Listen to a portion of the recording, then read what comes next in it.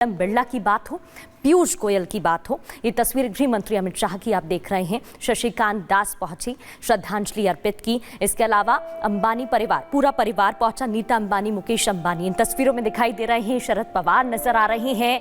हर कोई, राजनीति जगत की बात हो, किसी भी क्षेत्र की बात हो, केंद्रीय मंत्री पीयूष गोयल की बात हो, हर कोई पहुंचकर श्रद्धांजलि देता नजर आ रहा है और देश के रतन, अनमोल रतन टाटा को याद करता, नमन करता नजर आ रहा है। केंद्रीय मंत्री पीयूष गोयल ने भी मुंबई के एनसीपीए लॉन पहुंचकर रतन टाटा को श्रद्धांजलि दी। गोयल ने कहा कि रतन टाटा ने भारत के उद्योग को नई ऊंचाइयों तक पहुंचाया है।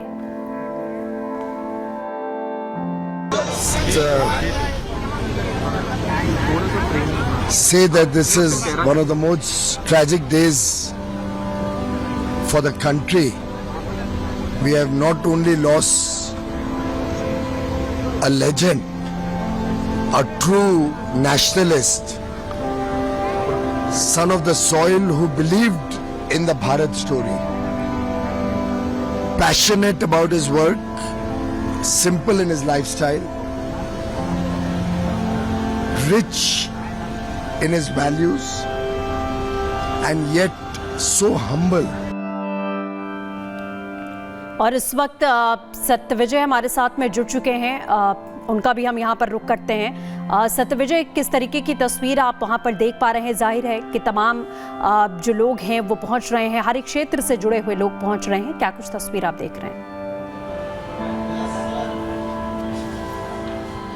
देखिए, सुबह 10 बजे से अंतिम दर्शन के लिए शुरू हुआ था और अभी तक चल रहा है। 4 बजे रतन टाटा की पार्थिव शरीर एनसीपीए से लेकर जाया जाएगा, जो कि वर्ली शमशान गृह पे जाया जाएगा, जहां पर उनका अंतिम संस्कार किया जाएगा। मैं दिखा रहा हूं कि जो पार्थिव शरीर जिस गाड़ी में लेके जाया जाएगा वो तैयार है और कुछ ही देर बाद एनसीपीए से पार्थिव शरीर लेके यहाँ से जाया जाएगा वर्ली के लिए। लगातार लोग आ रहे हैं, हर क्षेत्र के लोग आ रहे हैं, राजनीतिक क्षेत्र हो, बिजनेसमैन पहुँच रहे हैं, फिल्म इंडस्ट्री के लोग पहुंच रहे हैं। लगातार लोगों का आना यहाँ पे जारी है।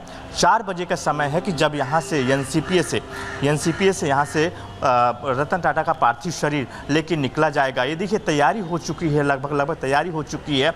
अब कुछ ही देर में यहाँ से एनसीपीए से पार्थिव शरीर को लेकर वर्ली शमशान गृह पर लेकर जाया जाएगा, जहाँ पर अंतिम संस्कार किया जाएगा। पूरी तरह तैयारी हो चुका है।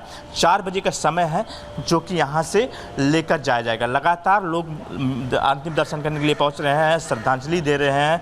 लगातार यहाँ पे सुबह 10 बजे शुरुआत हुआ था और अब थोड़ी देर में यहाँ से लेकर पार्थिव शरीर लेकर जाने वाले हैं। 3:30 का वक्त था और 4 बजे लगभग तकरीबन निकलेंगे यहाँ से। लगभग आधे घंटे का समय लगेगा वर्ली पहुँचने में और फिर वहाँ पे अंतिम संस्कार का जो विधि है वो विधि की शुरुआत होगी। गाड़ी जो सौ की गाड़ी है जो इसमें लेके जाने वाले पूरी तरह तैयार रखा गया है। अभी शुरुआत हो चुका है।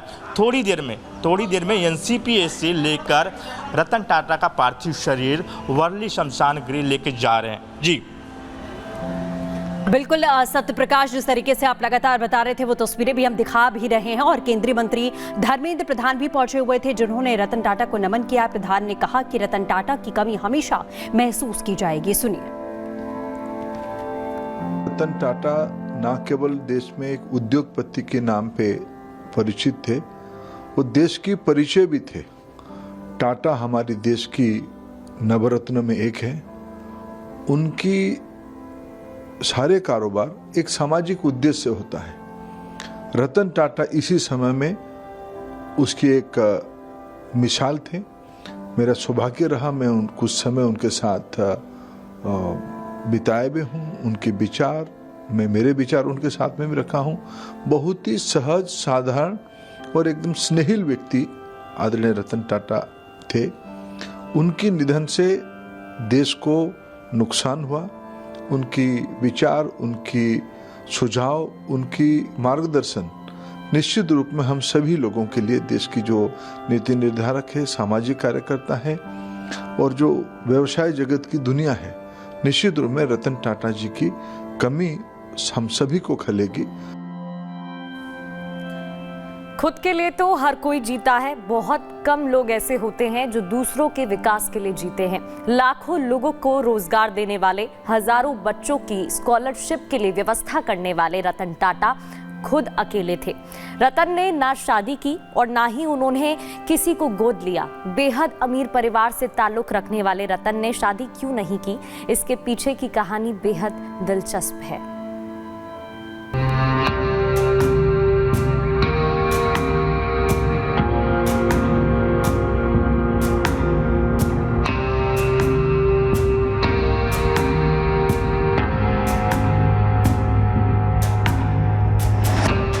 सफल उद्योगपति, काबिल शख्स और बेहद खूबसूरत इंसान होने के बाद भी रतन टाटा ने शादी नहीं की थी। रतन टाटा के बारे में जानने वाले लोग अक्सर इस बात से हैरान रह जाते हैं कि आखिर रतन जैसे इंसान ने शादी क्यों नहीं की थी। टाटा परिवार और खुद रतन टाटा भी अपने निजी जीवन को लेकर सार्वजनिक जीवन में बहुत ज्यादा बातें नहीं करते थे, लेकिन कहा जाता है कि ताउम्र अकेले रहने के पीछे उनका अधूरा प्रेम था, जिसके पूरा ना हो पाने की वजह से उन्होंने फिर कभी किसी को अपनी जीवन संगनी नहीं बनाया। कहा जाता है कि अगर 1962 का युद्ध नहीं हुआ होता तो रतन भी दूसरे लोगों की तरह बीवी बच्चों वाले एक शादीशुदा इंसान होते। 28 दिसंबर 1937 को जन्मे रतन टाटा अपनी जवानी के दिनों में पढ़ाई करने के लिए अमेरिका गए थे। यूएस में पढ़ाई के बाद उन्हें लॉस एंजलिस में एक नौकरी भी मिल गई थी। इसी दौरान उनकी दोस्ती एक लड़की से हुई थी, जिससे उन्हें प्यार हो गया। लड़की भी उन्हें प्यार करती थी। शादी में कोई अड़चन नहीं थी। रतन ने भी लॉस एंजलिस में रहने का भी मन बना लिया था, लेकिन इसी दौरान उनके परिवार ने उन्हें भारत वापस बुला लिया था। परिवार के बुलावे पर भारत लौटे रतन को उम्मीद थी कि उनकी होने वाली पत्नी भी भारत आएंगी, लेकिन इसी दौरान भारत और चीन में 1962 का युद्ध शुरू हो गया। युद्ध के बाद उनकी प्रेमिका के परिवार ने अपनी बेटी को भारत भेजने से इनकार कर दिया। रतन को इससे झटका लगा और आखिरकार उनका रिश्ता टूट गया। रतन ने इसके बाद शादी का ख्याल ही छोड़ दिया और जीवन भर अकेले ही रहे। मुंबई बेस्ड एक सामाजिक संस्था ह्यूमंस ऑफ बॉम्बे के लिए लिखे एक सोशल मीडिया पोस्ट में रतन टाटा ने अपनी प्रेम कहानी के बारे में लिखा था। कॉलेज के बाद मुझे लॉस एंजलिस में एक आर्किटेक्चर फर्म में नौकरी मिल गई थी, जहां मैंने 2 साल तक काम किया। मुझे प्यार हो गया और मैं लगभग शादी करने वाला था, लेकिन उसी समय मुझे कुछ समय के लिए भारत वापस लौटना पड़ा। मेरी दादी बहुत बीमार थी और मैं उनसे मिलना चाहता था। मैं दादी से मिलने वापस आया और सोचा कि जिससे मैं शादी करना चाहता था वो मेरे साथ भारत आएगी, लेकिन 1962 के चीन भारत युद्ध के कारण उनके माता पिता इसके लिए राजी नहीं हुए और हमारा रिश्ता टूट गया। कहा जाता है कि इसी के बाद से ही उन्होंने फिर शादी के बंधन में ना बंधने का फैसला लिया और हमेशा अकेले रहे। हालांकि उन्होंने टाटा ग्रुप और यहाँ काम करने वाले लोगों को ही अपना परिवार मान लिया था, जिसकी तरक्की के लिए वो जीवन भर काम करते रहे। Bureau report, Republic Bharat.